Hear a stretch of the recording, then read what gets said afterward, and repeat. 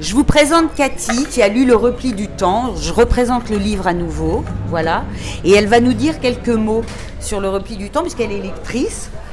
Donc bonjour Cathy. Bonjour. Et si tu peux t'approcher un peu, non attends, voilà, je vais venir jusqu'à toi et je vais te mettre le micro là. Vas-y, tu peux parler. Donc on parlait de chamanisme et toi tu as décelé aussi dans cette lecture d'autres Ouais, moi facettes.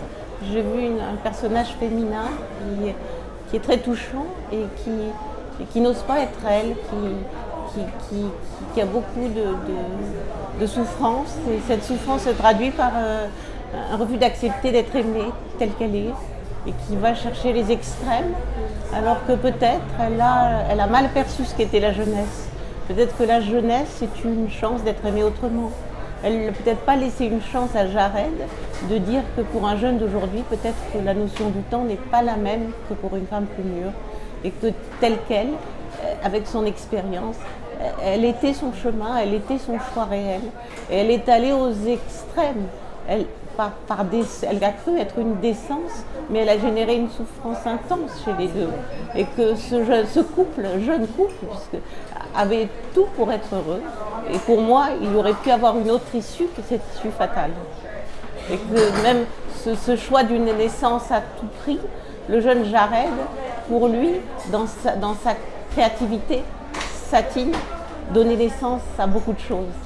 Et que la naissance par la maternité n'était pas la seule façon d'être. Satine était extrêmement créative. Et que Jared était pleinement accompli dans ce couple.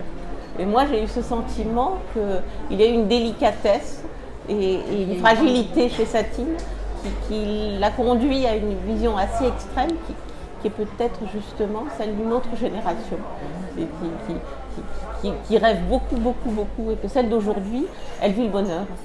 Et que peut-être il voulait rencontrer une femme d'expérience, il voulait rencontrer Satine, et que quelque part, elle était même peut-être plus jeune que lui, elle rêvait plus que lui. Lui, il était dans un présent, et dans cette façon d'être au présent, il avait une maturité qu'elle n'avait peut-être pas, donc il n'y avait pas d'écart. Est-ce qu'en conclusion, on peut dire que trop tue le trop?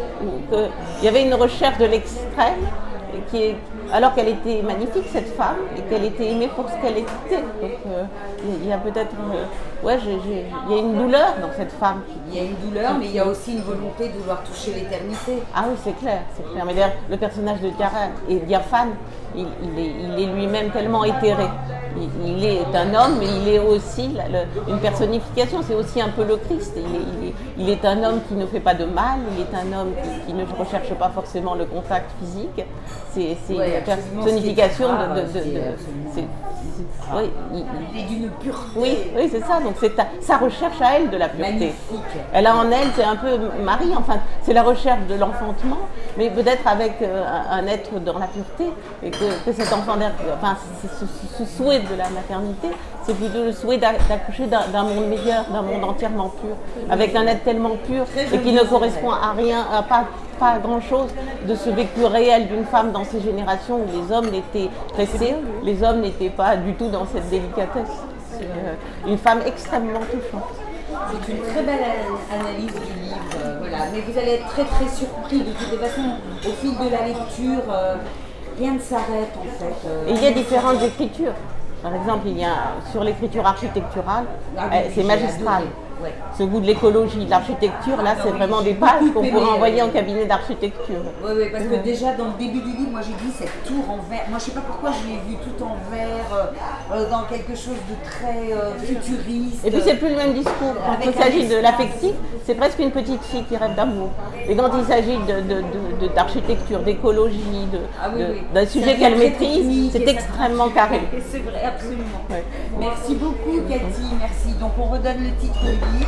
C'est Le Repli du temps et c'est la vie d'une lectrice. Voilà. Merci.